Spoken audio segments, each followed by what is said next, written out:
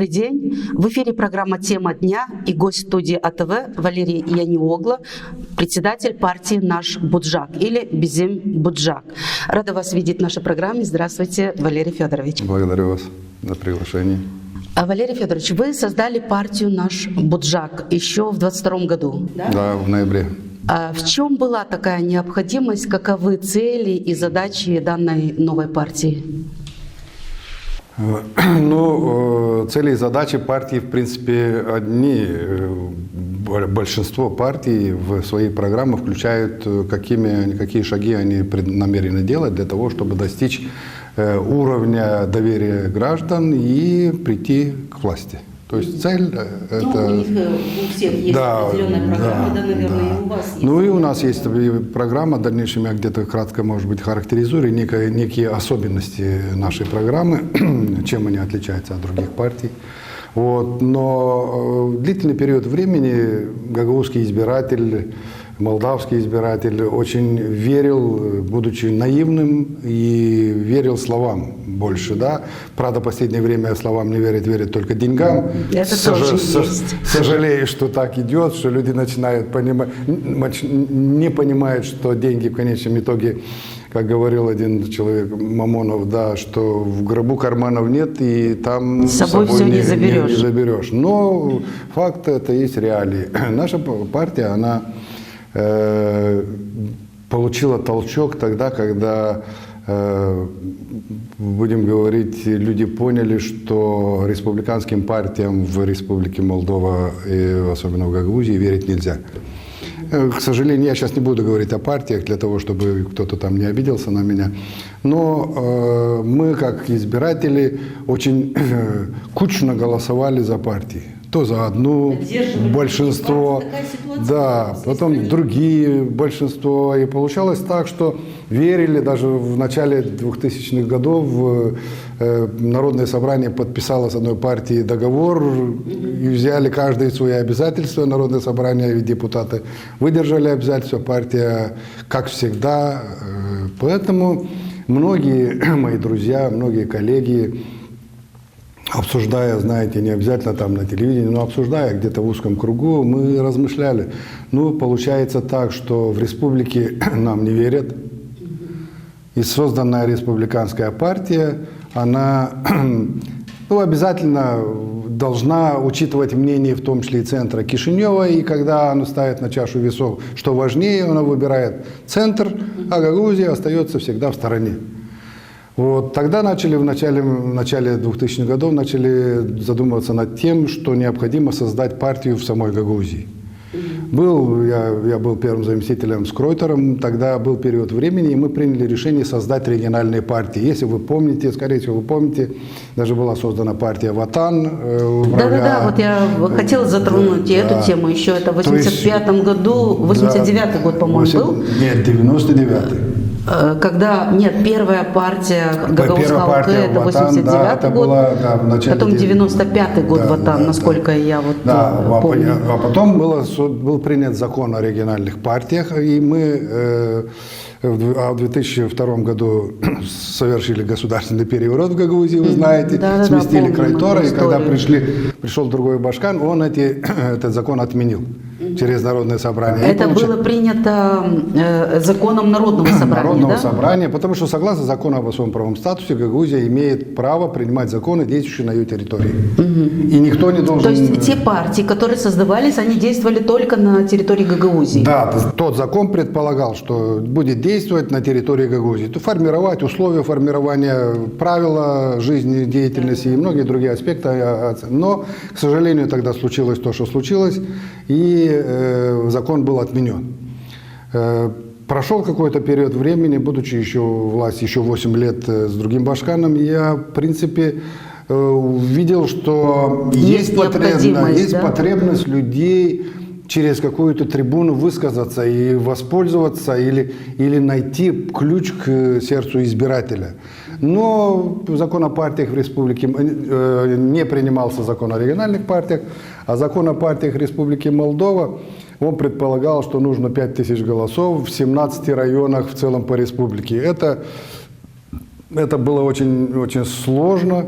Вот, в свое время мы создавали партию регионов, создали, но, к сожалению, не получилось ничего. То есть как бы разрешали создавать свои региональные партии, но возможности... Но нам выходить на другие районы было очень сложно. Я тогда пытался выйти, вышел и создали, но не смогла выжить. То есть тактически та партия не смогла выжить. Поэтому сейчас, когда уже после последних парламентских выборов получилось так, что опять наш избиратель как бы не смог выиграть в этих выборах, и действующая власть на сегодняшний день, она не выполняет взятые на себя обязательства, в том числе и в целом по молдавскому обществу.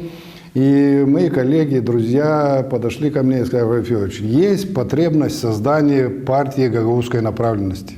Изменились условия создания партии, сейчас 1000 человек и не привязывается к территориям Республики Молдова, поэтому для того, чтобы мы отстаивали интересы Республики Молдова с учетом позиции Гагаузии. Вот такая особенность. Поэтому собралась команда и приняла решение для того, чтобы выполнить чаяние, в каких-то решениях на национальном выполнить уровне. чаяние людей, востребованность чувствуется. Вы же сами понимаете, что я в свое время был одним из учредителей общественной организации «Единая Гагаузия», да, я помню. «Новая Гагаузия» был Дудогла. Почему общественная организация? Да потому что нам не позволяли условия создать партию, и мы вынуждены были ту же партийной деятельностью заниматься через общественные организации. Все понимали, что это есть, политическое. Да, и тогда, видимо, и в центре мы обсуждали этот вопрос, я помню, с многими политологами, и они убедили центральные органы власти, что нужно снизить условия, параметры создания партии. И вот в ноябре прошлого года все-таки удалось зарегистрировать, хотя с большими сложностями, на базе Гагаузии, Бессарабского района, так и есть определенные группы людей, которые поддерживают. Нам удалось создать партию. Конечно, но это опять же благодаря тому, что снизили порог, вот вы говорили, 1000 человек уже можно, да, членов? Да, и вот с этой точки зрения, я думаю, что люди, по крайней мере, мое окружение, которые, я скажу, что не верила, что все-таки будет зарегистрирована партия, потому что мы же понимаем, мы не первый год в политике, я с 99-го года в политике, и я понимаю, что центру не нужно укрепление какой-то структуры в Гагаузии. Видите, что происходит после вашего. А как они сейчас это восприняли? То есть я что могу сказать, как они восприняли? 2 раза они зарегистрировали, отказывали. После того, как зарегистрировали в ноябре, я до апреля месяца не мог открыть счет в банке. Почему? Потому что кто-то давал негласное указание счет не открыть. Хотя по закону 5 дней и банк обязан не открыть счет. Банки не открывали счет. Все пытались, знаете, крутиться, вертеться и просить меня уйти из этого банка в другой банк, потому что вот так и так. Хотя все понимали, что по закону я имею право, как председатель партии, открыть счет и начинать функционировать. То есть вы считаете, что мы не могли работать до апреля месяца этого года, 23-го года. То есть вы не имели возможность участвовать на башканских выборах, да? Мы имели возможность участвовать на башканских выборах, но без открытого счета мы не могли никаких денег привлекать. Во-первых, мы не могли и не можем сегодня говорить о том, что вот весь этот период собрать даже партийные взносы. У нас не получилось никаких возможностей для решения вопросов финансирования определенной деятельности. Это сказалось в том числе и на сегодняшний день, потому что у нас на счете нет средств для того, чтобы мы перекинули на избирательный какой-то счет, чтобы мы начали агитацию. Поэтому возникло очень много сложностей, которые, в принципе, как бы в этой избирательной кампании, которая сейчас, тоже влияют на нас и не положительно. Валерий Федорович, вы были избраны председателем партии «Наш Буджак». Вот кто в команде, кто члены партии? Если можете назвать вот 10 самых таких фамилий известных, которые вас поддерживают и являются как бы членами партии. Членами я председатель партии, первый заместитель председателя партии Стоянов Николай Макарович, я думаю, его многие знают. Заместителем председателя партии является Городинар Светлана Федоровна, она работает в агентстве регионального развития. Заместителем председателем партии является молодой парень Соколы Николай Иванович, это бизнесмен. Златов Петр Георгиевич, он наш член политического совета. Баурчей Николай Петрович Тельпис, он член политсовета. Я сейчас навскидку не могу сказать, там 10 или не 10, но я скажу, что члены партии, Гергица Александр Николаевич. Но есть из населенных пунктов, да? Есть из населенных пунктов, есть с Баурчей, с Карнгаза, с Вулканир, Крецу Иван Павлович, Петрёва Виктор Петрович, Чернев Валерий Иванович. То есть есть люди с Вулканевского района, вот я их назвал последний, с Вулканевского района, которые стояли у истоков, с которыми мы вместе создавали и формировали программу партии. Такой вопрос, Валерий Федорович. Для чего вообще нужны партии, да? Кроме того, чтобы участвовать в политической жизни страны? Меня интересует, вот, нужно ли готовить кадры для управления государством или регионом? Вот, нужны ли специальные вот знания? Как вы считаете, вот партия вот должна воспитывать себе преемников, там, людей, которые должны управлять страной, можно сказать, и регионом, в том числе у нас? Очень хороший и правильный вопрос на сегодняшний день, потому что мы понимаем, что происходит. Смотришь, человек баллотируется на должность, который не занимал никаких ответственных постов, и практически нет ни готовности, ни возможности, ни умения, ни опыта для того, чтобы решать, и некому на это влиять. Закон позволяет, да, каждый имеет право. Да, и получается, что вот если помнить, не буду затрагивать те времена, но суть в чем заключается, что партия позволяет вокруг определенной идеи собрать заинтересованных людей, неравнодушных, правильно будет, неравнодушных людей. Потому что для того, чтобы человек почувствовал собственное развитие, он должен видеть цели, к которым он стремится, вот, шаги, которые он должен пройти при достижении цели, и людей, которыми он вместе будет, потому что одному очень тяжело. И людей, которые будут его поддерживать, помогать, подсказывать, может быть, направлять. То есть все эти моменты дает возможность решать какая-то общность людей. Эта общность может быть сформирована в гражданское сообщество, в политическое сообщество и многие другие аспекты, которые мы можем сегодня придумать. Семья – это та же группа людей, которая имеет общую идеологию. Потому что согласно идее, которая есть, она должна формироваться на базе мало сначала. Где формируются наши законы? Это в семье. Правила отношений, традиции. Наши предки дали нам возможность, уникальную возможность воспользоваться их опытом. Да. Вот как нужно вести себя в семье, как нужно вести себя в селе, как можно вести себя в районе, в Гагаузии, в Молдове, в обществе, какие должны быть приоритеты, чему ты должен отдаться весь. А когда мы начинаем забывать вот это начало, то есть семья и определенные правила общежития, то тогда у нас получается, что надстройка начинает управлять основой, и основа валится. То есть должна быть основа. Основа – это ячейка, общество, семья. Дальше все законы формируются, идут наверх, и вверху люди, которые избираются к власти, они должны учитывать мнение людей. И вот когда речь идет о партии, все партии, которые были там наверху у власти, они-то, не могу сказать, что они плохие, да. Каждый человек, идя в какую-то политическую деятельность, он думает о хорошем, он думает, хочет сделать людям хорошо, и себя не забыть. Обещания хорошие. Да, и вот он идет, но когда он находится уже на верхушке власти, он забывает идти вниз и посмотреть. Спросите у людей, как вы живете? То есть он должен начать оттуда, как вы живете, какие правила в вашей жизни. У Гагаузии есть свои общие правила, которые нужно было бы знать. прежде чем идти. И вот мы всегда говорили, что гагаузы являются людьми, которые очень гостеприимны и принимают гостей. Но когда ты приходишь в дом гагаузу, не надо указывать, где он должен кровать поставить и стол. Потому что он является хозяином в своем доме. И не нужно рушить эти традиции.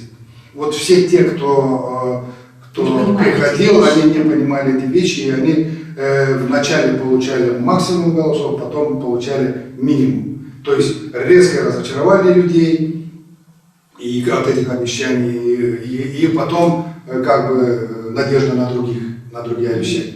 И вот партия позволяет сегодня, наш Буджак позволяет сегодня людям, которые знают вот этот общественный интерес гагаузского народа, каким-то образом достучаться до людей и обозначить, что не деньги самое главное, что традиции, родительский надзор, ухаживание за старыми людьми. Вот это все должно быть, это нам у нас в крови. И мы не должны это забывать и передавать надо молодым, потому что молодежь сегодня не успел родиться, он уже генерал, а войска ему не хватает, потому что все хотят войска. Вот тут и возникает конфликт интересов, и в этот конфликт интересов влезают, особенно в последнее время, влезают деньги.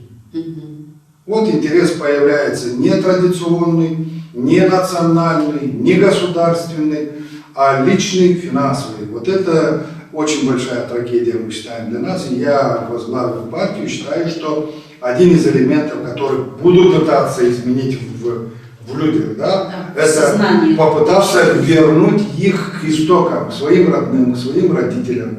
Я, выступая, говорю, ведь раньше же как мы приходили, утром просыпались, смотрели у соседа дверь открыта, живой, проснулся, кусок хлеба давно не выходит, значит заболел, пошел посмотреть. То есть мы сопереживали, сочувствовали, со всеми этими людьми как-то общались. А сейчас мы ударились, общество ударилось в какую-то потребительскую корзину, и мы втягиваемся в гонку, зависть мучает и многие другие аспекты, и люди перестали видеть свет в конце туннеля. Наверное, так могу сказать, вот, что партия нужна для того, чтобы именно демонстрировать это. Я хотела спросить сначала, партия «Наш Буджак» участвует в местных выборах, да, 5 ноября. Да. В каких населенных пунктах вы зарегистрировали кандидатов? И какие на кандидаты? сегодняшний Советники? На сегодняшний день зарегистрированы советники в Камрате, Чатарлунге, Гайдарах, в Ферапонтьевке. Посмотрим, что там. Есть и примары, есть и советники. Да, есть примар в Ферапонтьевке, а в основном у нас примары идут независимыми. Вы знаете, у нас традиция, вот, а советники... Да, от партии, да? Зарегистрированы. С какими программами? Я, например, иду в советники по Камрату в первом списке, поэтому... Зарегистрировались уже, Зарегистрировались, да, 15 советников. У меня довольно молодой, очень перспективный, грамотный состав, по крайней мере, первая десятка. Думаю, что не каждая команда может похвастаться такими грамотными людьми. Есть программа у вас определенная? Я не буду говорить в целом о программе, они типовые, но что отличает нашу программу от других, я обозначу.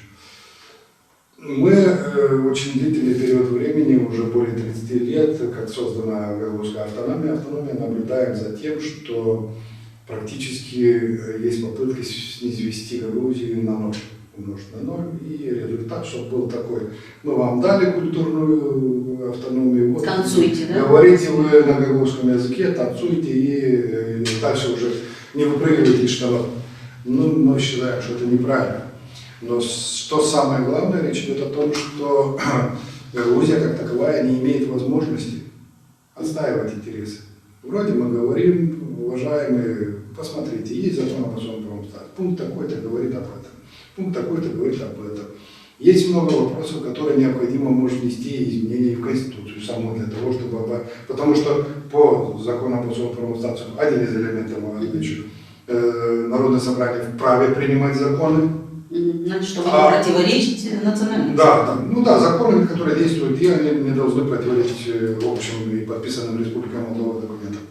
Вот. А по Конституции написано, что в парламенте, то есть в Республике Молдова, действует только один законодательный орган — парламент. То есть Очевидно, что есть момент, который нужно просто изменить для того, чтобы уже и суды могли принимать вот это все как положено. То есть много моментов, а на эти моменты Гагаузия влиять не может. Поэтому, как это изменить? поэтому мы в нашу программу включили один из пунктов, два пункта, которые я считаю существенными. Это один пункт, что парламент республики должен состоять из двух частей: Совет регионов и и парламент республики. То есть два. Высший орган законодательной власти – это Совет регионов, а парламент, он принимает законы и дает на промульгацию Совета Владимир регионов. Федорович, я вот читала в социальных сетях, вы, наверное, сейчас об этом говорите, да? Что было бы неплохо создать в Гагаузии двухпалатный законодательный орган, или вы имеете в виду по всей стране? Я имею в виду Республику Молдова. Вот я даже хотела спросить, что это означает, потому что... Я разъясняю. Двухпалатная система управления парламентом, законодательной властью. То есть государственная часть парламент исполняет, как сейчас, да, он рассматривает, принимает законы, но этот закон не является окончательным, он отправляется на утверждение в Совет регионов. Автономия – это регион. Ну, допустим, Приднестровье будет регион, допустим, будет... Это то, что касается, допустим, Гагаузии, да? Допустим... Республики Молдова. Это все должно быть в Кишиневе. Парламент состоять из двух частей. Первая часть – парламент, вторая часть – Совет регионов. Совет регионов должны входить равное количество от регионов числа парламентариев и решать вопросы, утверждать консенсусом, то есть единогласно. И если, к примеру, принимается закон парламентом, который не устраивает Гагаузию, то Гагаузия право наложить вето в Совете Федерации. Совет регионов, так называется. У нас в программе Совет регионов. Поэтому вот так. Поэтому мы исходим из этого, учитывая, что мы не говорим о федерации, и не нужна, мы живем в едином государстве и не будем затрагивать какие-то. А вот есть регионы Молдова, там 5 регионов, 4 законодательно определили. И в этой ситуации мы четко понимаем, что получается у Гагаузии право, что его не будут все время давить и говорить, мы там маленькие. Слушай, вот как Гроссу взял и заявил о том, что все для председателя Народного собрания, нету уже открытых кабинетов. Извините, а кто вы такой? Вы председатель парламента Республики Молдова, он председатель парламента Гагаузии, официальное лицо. Каким образом вы можете закрыть или открыть ему дверь? То есть амбиции проявляются, и эти амбиции необходимо каким-то образом локализовать. Поэтому вот этот элемент нас отличает. И второй. Еще один уточняющий вопрос хочу спросить. Вот этот региональный совет, да? Туда кто входит? Тоже депутаты парламента? Нет. Представители регионов. Их Кто? избирают регионы. Ага, тоже избирательные. Да, избирается от региона. Гагаузия, если, к примеру, принято решение по 3 человека, или по 5 человек, или по 10 человек с каждого региона, то это количество человек избирает отдельно каждый регион. И они делегируются. Это идет отдельная избирательная кампания, или это можно во время, допустим, когда идет... Ну, эта процедура может быть разная, это механизм нужен. Или регион собирается и от имени исполкома Народного собрания выдвигает конкретных людей туда, или избирается в Гагаузии, как во время выборов и депутатов Народного собрания. Все зависит от того, какой будет закон. В Республике Молдова нужно принять закон, то есть внести изменения в Конституцию. Это длительная процедура. Это очень интересная тема, я думаю, это тема для отдельной программы. Да, я поэтому не хочу здесь нужно очень много говорить, понимать и разъяснять. Если в этом есть необходимость, я думаю, что людям сложно это понять, но это механизм сдержки противовеса. Сдержки. То есть люди не должны вытаскивать свои амбиции на первую роль. То есть каждый человек должен понимать о том, что есть другая сторона, у нее есть мнение, давайте мы согласуем, примем общее решение. И тогда мы пойдем правильным путем. Второй элемент, то, что в принципе есть у нас, это выделение квоты в парламенте, уже не в Совете регионов, а в парламенте. в зависимости от условий, я не знаю, от количества населения, от территории, я не знаю, закон нужно готовить, и тогда, когда процесс пойдет, тогда будут и рекомендации для того, чтобы была представлена квота. Третий очень важный момент – это то, что Республика Молдова должна быть внеблоковым государством. Не надо обсуждать сегодня, что они должны входить в Россию, в Румынию, в Евросоюз, в Штаты. Мы должны четко понимать, что есть процедура, и все эти процедуры должны, если есть необходимость посоветоваться с народом, необходимо выйти, спросить у людей. То есть мы будем настаивать на ключевых вопросах, чтобы спрашивали мнение людей через референдум, чтобы государство было нейтральным, внеблоковым, самостоятельным, суверенным, насколько сегодня позволяет ситуация быть самостоятельным государством, будем говорить. Валерий Федорович, вот существование любой партии требует финансовых средств для продвижения, для участия на выборах и так далее. И немалые, насколько мы понимаем и наблюдаем за последними событиями у нас в Гагаузии. На какие средства существует партия «Наш Буджак»? Ну, могу сказать, что юридический адрес – это мое имущество и арендовано бесплатно. Вот, все люди, которые работают, казначей, представитель партии, работают без денег. Вот, финансов для избирательной кампании пока нету ни копейки.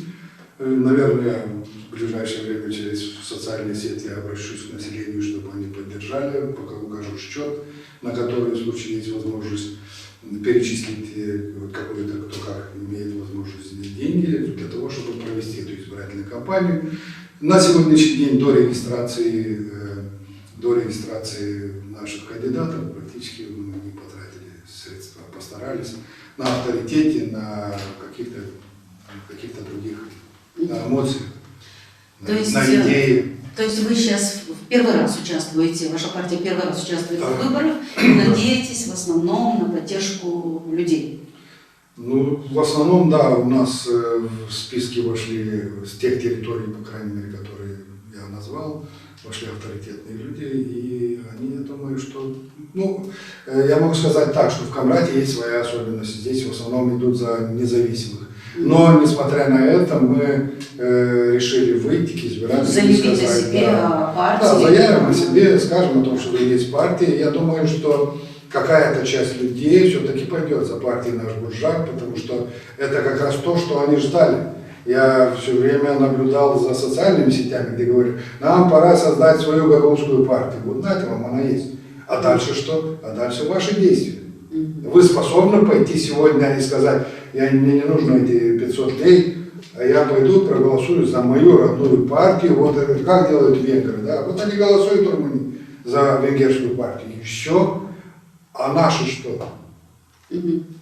А как вы считаете, можно выиграть выборы без денег, без подкупа избирателей, честно, проводя агитацию прозрачно, без грязи, без интриг? Вот, можно участвовать? Я думаю, что можно, если вести работу с людьми, которых развратили, будем говорить, последние события, которые происходят в Гагаузии. Я как раз перед тем, как идти к вам, женщина обратилась ко мне, я недавно выступал на гагаузском телевидении, на гагаузском языке. Вот так и так, вот вы хорошо, молодцы, вот так и так, нам нужно собраться, нам вместе. Я им говорю, но ведь опять время пришло голосовать. Вы как, пойдете опять с деньгами мериться или как? Да нет, мы будем голосовать за своих. То есть, если появляется хоть какая-то часть людей, которые уже начинают понимать, что эти деньги, закончится месяц, пройдет и закончатся эти деньги. Да? Эти 500 лей за день можно потратить. Да. Потом наступает похмелье. Утром проснулся, а голова-то болит. Ничего не изменилось. Как была ситуация, так она и осталась. Получается так, что мне кажется, что после башкирских выборов люди как-то, может быть, начнут себя уважать. Неужели уже можно опуститься ниже ниже и не уважать свое достоинство полностью. Поэтому я думаю, я рассчитываю на то, что должен быть как бы Робин Гуд, который будет бороться с ветряными мельницами. Мы должны сказать людям, что так тоже можно. Аж как поступят люди?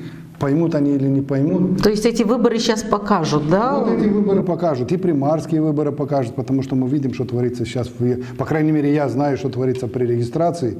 Кто, кем выдвинут, кто, откуда, с какого закоулка, с какими условиями и так далее и тому подобное.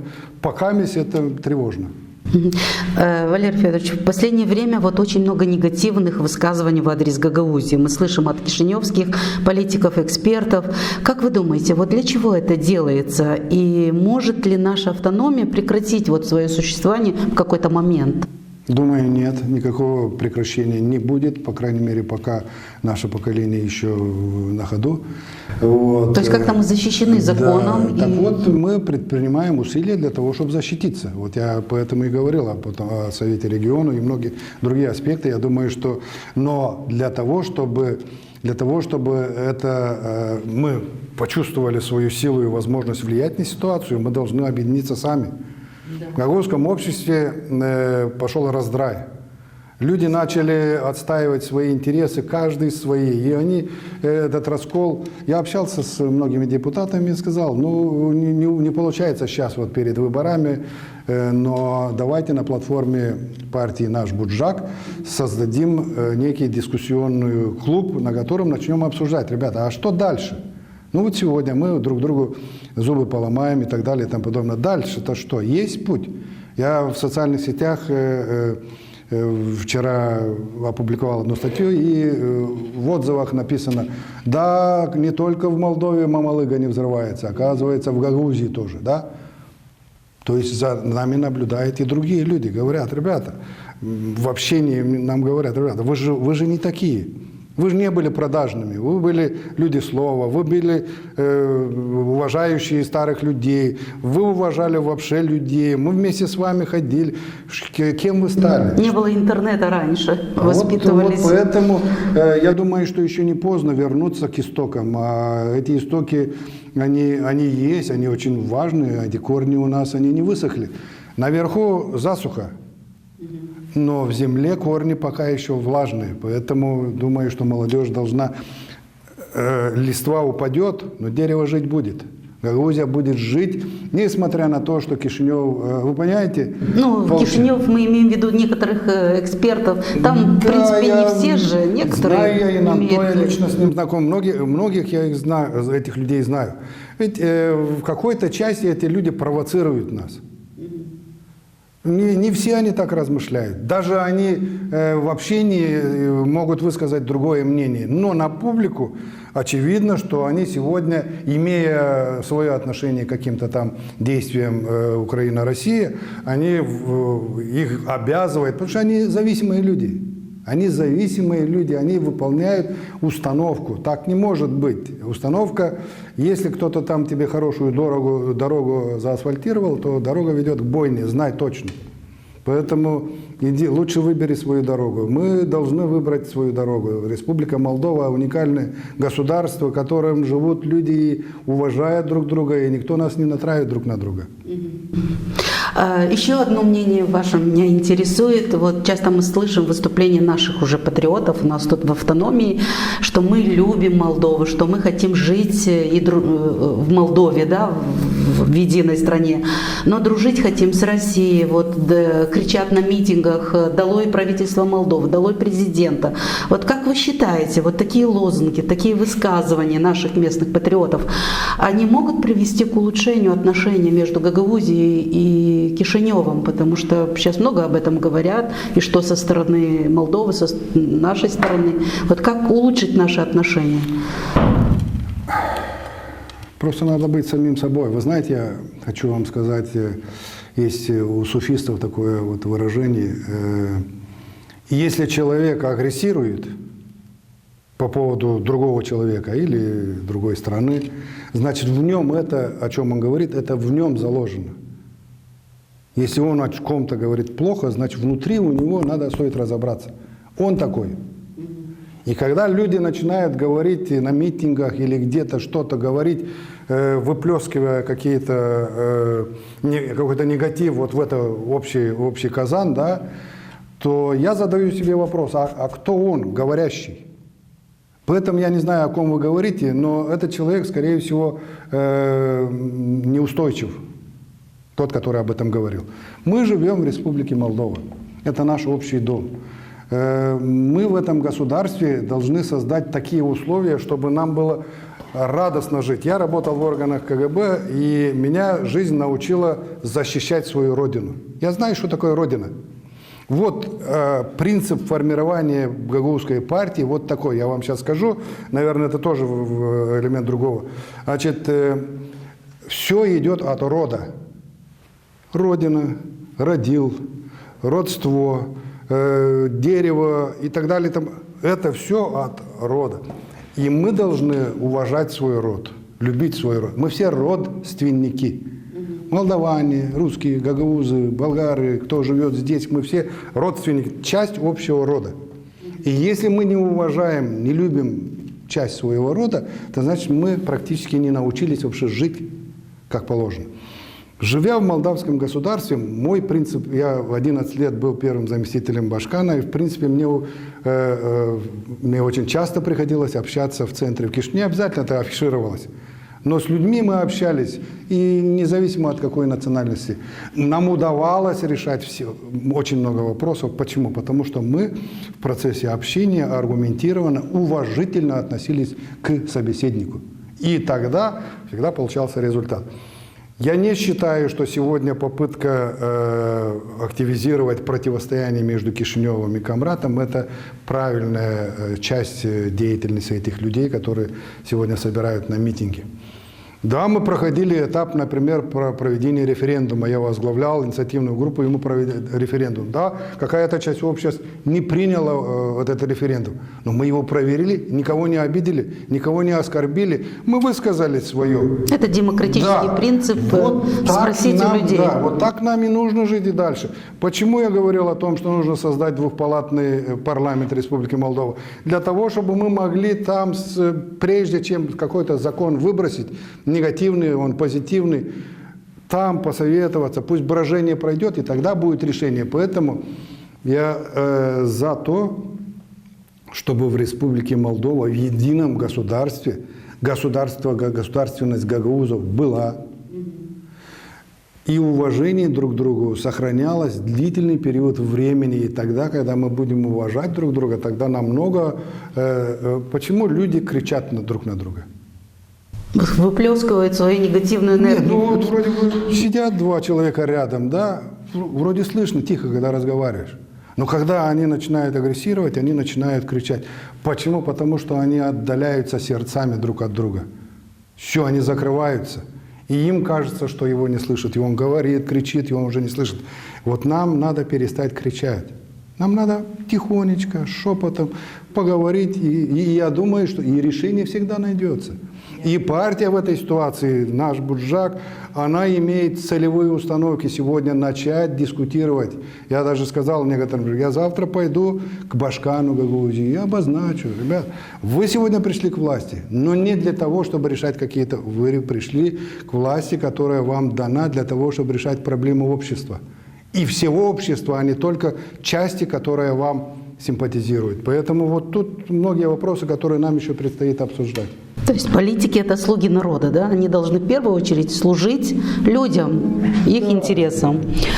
Валерий Федорович, все политики, особенно во время предвыборных кампаний, говорят о том, что идут во власть отстаивать интересы, ну, будем говорить о Гагаузии, да, Гагаузии. Однако мы наблюдаем все-таки, что в стране у нас идут реформы, и Гагаузия вот какие-то полномочия свои все равно теряет, и никто это все равно остановить не может. Перед выборами говорят, но изменения-то мы не видим. Вот что это значит по-вашему? Это какая-то манипуляция общественным мнением или конкретно понимают, что это невозможно остановить? Реформы-то мы не остановим в стране. Ой, нет, но иногда зависит еще от того, а что первично, что вторично. Реформа или желание уничтожить Гагаузию? Ну вот здесь надо разобраться. Да, вот я про это и говорю, что первично и что вторично. Если речь идет о реформах, которые улучшат жизнедеятельность общества, то, ну, наверное, тут можно согласовать и идти на какие-то дела, потому что ничего вечного не бывает. Да, вот дело в том, что с Кишинева как бы это идет как реформа, да, чтобы улучшить жизнь людей. Наши воспринимают это немножко по-другому здесь в автономии. Я понимаю, что иногда это реформа, а иногда просто желание ущемить. Вот что сегодня произошло в Республике Молдова, приняв юридически необоснованный закон о возмещении НДС из гагаузского бюджета. Мы что, не понимаем, что это не реформа? Это попытка наказать гагаузов. Да подожди, если ты хочешь меня наказать, у меня возникает ответное желание. Неужели вы в этой ситуации считаете, что налоговая служба ушла? Это реформа? Нет. Если, к примеру, вот два момента. Если НДС нам возмещать, значит, Гагаузии нужно создать структуру, которая будет наблюдать, выявлять, нужно возвращать этот ндс, не нужно, в республике это есть. Значит, вы сделали А, Б не сделали. То есть вы сознательно Гагаузию вводите в какой-то ступор. Желание ваше какое? Вот у меня есть вопрос к центру. Что вы желали этим документом? Показать и унизить гагаузов – это один. Второе – показать и сказать, ребята, давайте остановимся, но для этого не надо было принимать закон, надо было обсуждать.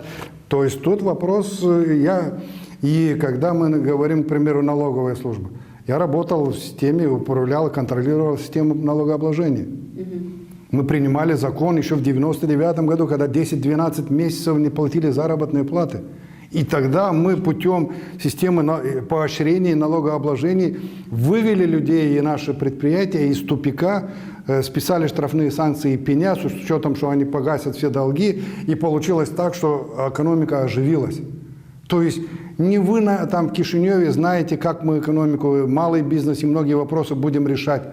А вы взяли, отобрали у нас систему налогообложения и сказали, ну работайте, когда надо будет, мы вам отправим налоговиков, они вам штрафанут и все. Это не является реформой. Это желание уничтожить существующие позиции для того, чтобы ослабить Гагаузию. Вот я вижу это так.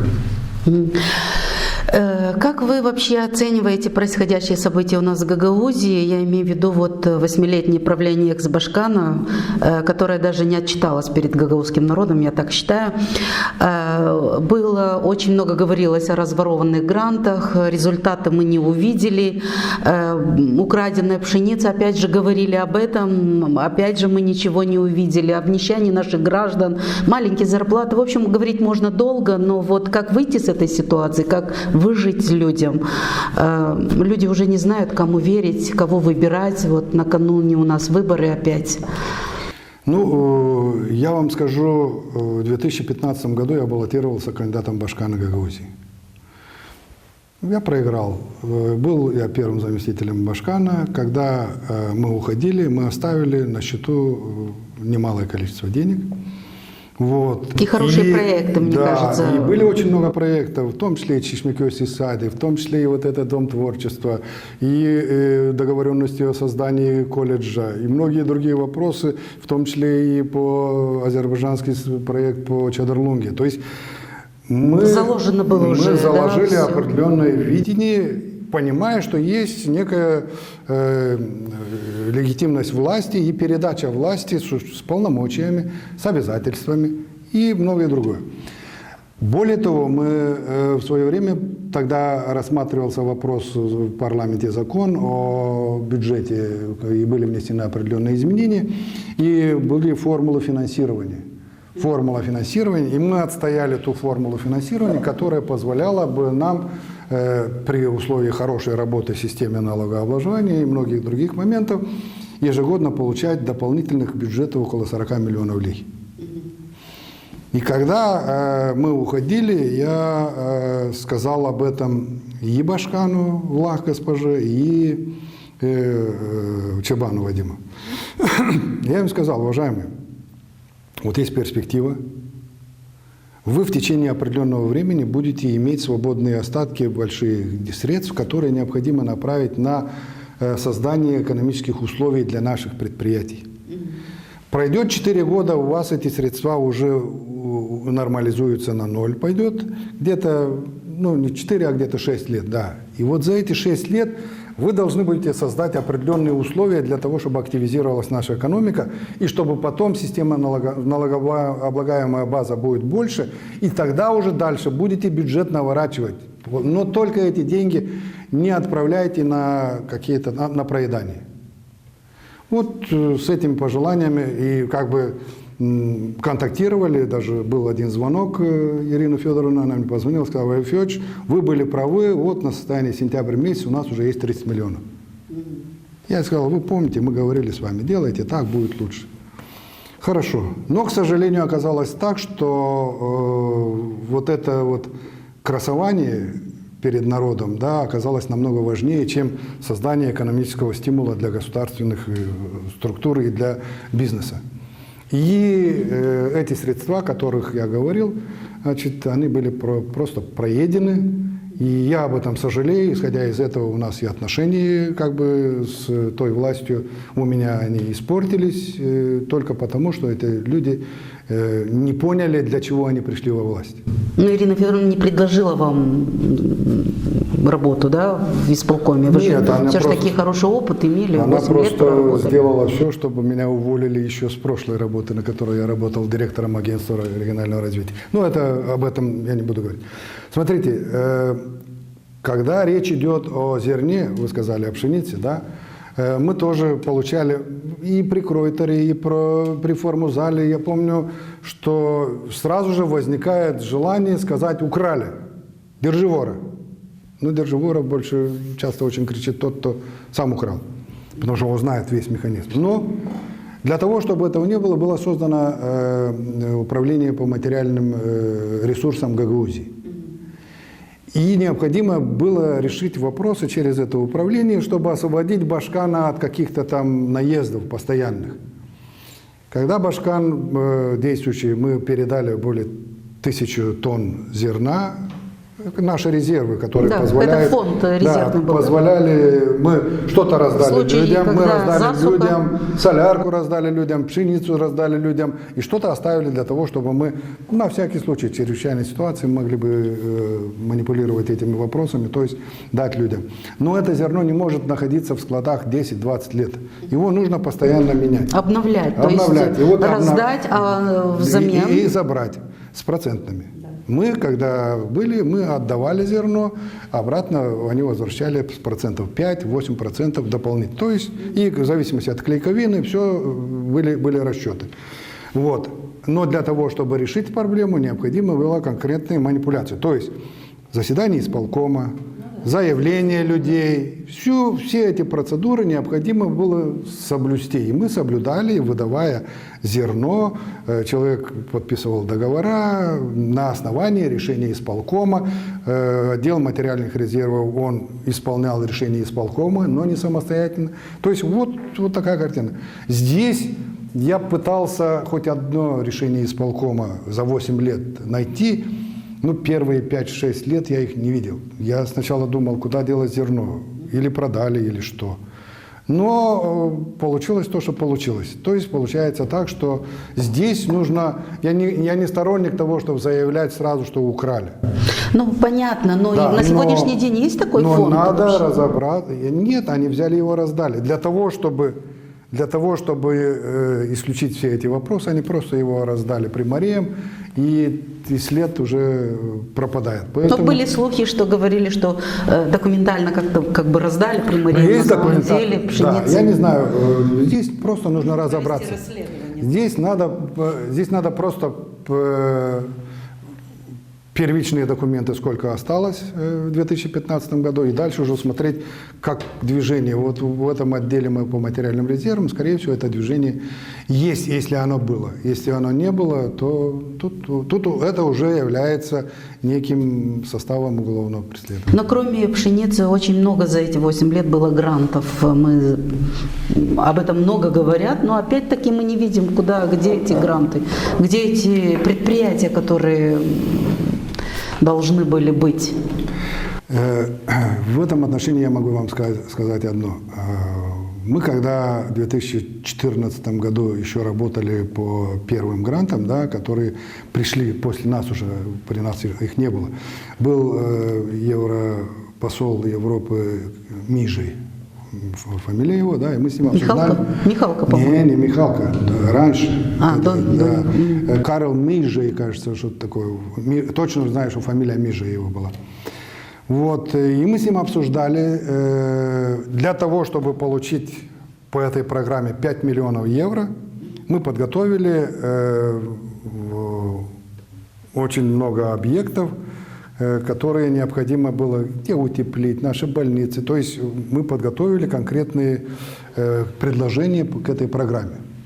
Но, наверное, хотя нет, скажу. Когда мы обсуждали вот эту вот программу, он сказал, ну вы же поймите, вы все 5 миллионов-то набрали. Вы же понимаете, что для того, чтобы выделить этот грант, необходимо, чтобы пришли люди. Значит, мы должны будем сформировать некую программу. И вы имеете в виду, что, наверное, 1-2 миллиона уйдет на обслуживание самой программы.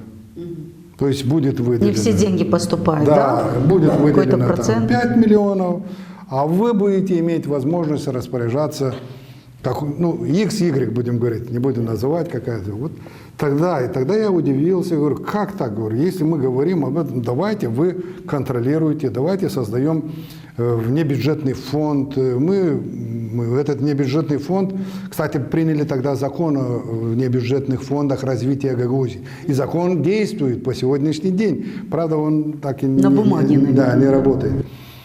Но мы, когда ушли,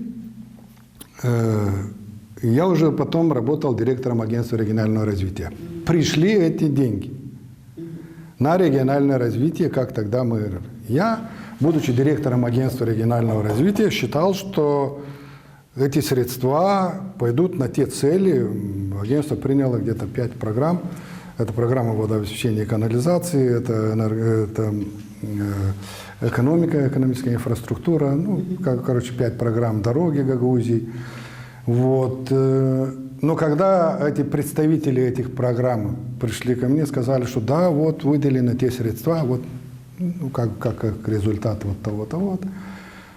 Вот, я говорю, тогда давайте мы отработаем вот по нашим этим программам, какие объекты будем строить. Они сказали, через агентство регионального развития пойдет только